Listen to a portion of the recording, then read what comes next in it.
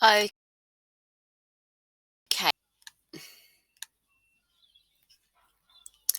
Okay, so in this video, I'm going to show you how to use Jamboard. So first, how do you find it? So the easiest way I find is just to search for it on Google. Okay, then click on your first link. Now this is going to log me in automatically because it's on my computer. So you can see I've got lots of Jamboards. Basically what it is like a kind of interactive whiteboard. You can access it on your computer, but you can also get an app for your tablet or your phone. And there's also hardware out there. So some schools and colleges and companies use a physical Jamboard, which is like a big version of your sort of smart device that has a few more features. In this video, I'm just going to show you the online version, but do have a look at the apps too, because actually the app has more features. But this is how I've been using it. So let's start with a new one. So if you want a new one, you just click on the plus,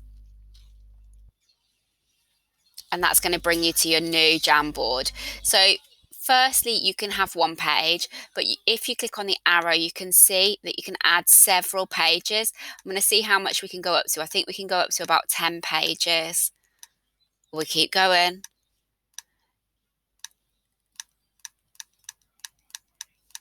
20 pages you can have. So you could have quite an extensive lesson or thought process going on these pages. So I'm just going to navigate right back to the start. Okay, so options here. So we can have some backgrounds. So you've got different paper options. So spotty, square, different colors. I'm going to stick with squared. And these are the things that you can do. So this is where if you're using a tablet, it's great because you can actually write on the board. But I don't really use this feature much because I'm mostly using it on a computer. There are options for your pens as well, which is always nice. Obviously, you've got an eraser, a pointer. This is one of the things I use a lot, and when I'm using students, is a sticky note. So you've got a choice different colours, and you can write a short message on this. It does have a limit, so probably no more than 3 sentences you could write on this. But you just write in what you want, click save, and it creates it into a sticky note. You can then move the sticky notes around. So if you're going through planning something, you can use it like that. You can stretch them, make them bigger, make them smaller. Then also you can add images. What's really nice about this is the Google image search is built in. So if I want to search for any image, I can use Google and it's going to pick out some nice images for me. So I'm going to go for that one. It's nice. And then you can add images. And again, these are manipulable, if that's a word, and you can move them around. And then you've got the option to duplicate and delete, which is useful too. And then you've also got like a laser pointer. So if you were using it on a board, you can point to different things. Now the app has more options. The app has things like if you draw a picture, it will use the Google image thing that recognizes it and then sorts out your image for you. And when you write, it'll then put it into nice text as well. So that's a lovely feature. But we're looking at the online one. So I'm just going to show you a few other things that I've done.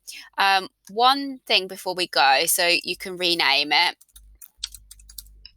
And it can have a title. And remember that you've got loads of other pages here, so you can fill them in here. Now, the other thing that I need to point out is like, because you wouldn't really be doing it on your own necessarily, what's great about Jamboard is you can collaborate. So you can share it. And the simplicity of this is what I love and why I've been using it with students and like in coaching situations, is because I can add people by email, but I can also just give them a link. And one thing you need to be careful with, and I made this mistake when I first used it, was make sure that you can change it to anyone with a link if you want everyone to be able to access, and you can change again the permissions so they could just view it, but we don't generally want that. So we make sure that they're an editor so that they can add in pictures and add in comments. So once we've done that, they're the main features. It saves automatically like most Google Docs. Then we've got some examples.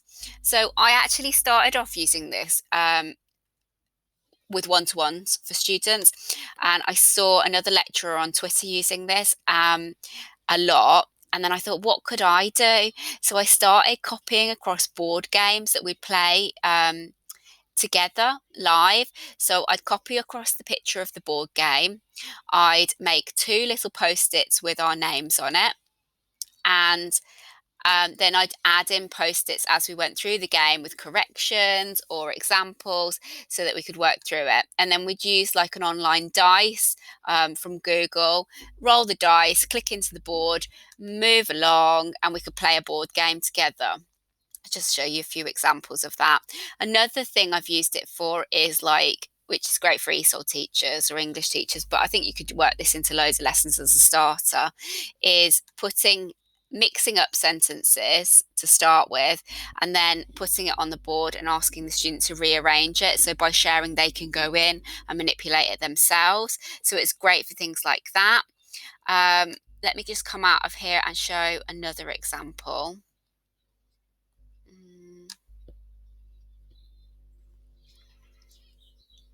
I'm trying to make this quick, but there is quite a lot you can do with it. So like here, I've done like a little collage of pictures that I liked.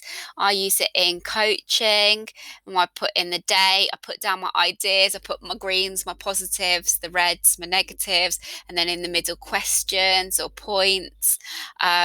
It's just, what I find about it is quite immediate.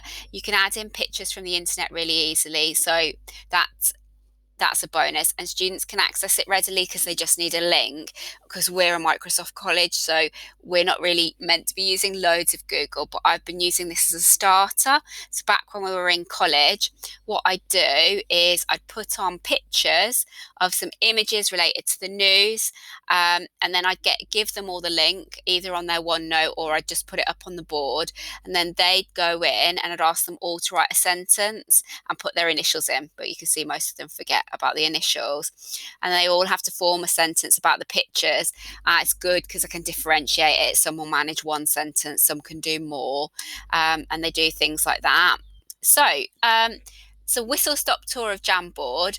I really just suggest you have a go. I think the bonuses of it, it's easy to share, easy to work on it simultaneously. You can do some fun interactive work, and the ability to import pictures from the internet and use post-it notes very simply are just fantastic features. Okay, so I hope this was useful.